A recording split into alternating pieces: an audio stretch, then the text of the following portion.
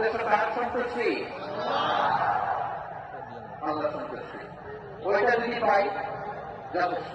আলহামদুলিল্লাহ। আসলে আমরা আমাদের নিয়মকে খরচ করে নিই।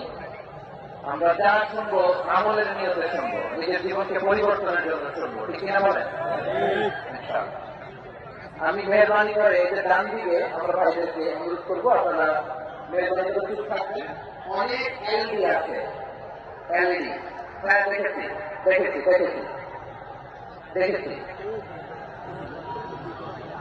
কোন এক্সকিউজ দেওয়া যাবে না, এটা নাই ওটা নাই, এইটুকু কথা হবে না।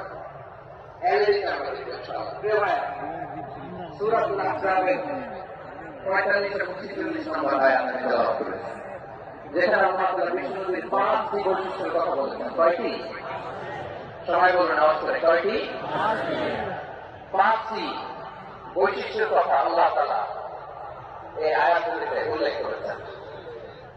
বিষ্ণু ইসলামের জীবনী, ওনার বায়োগ্রাফি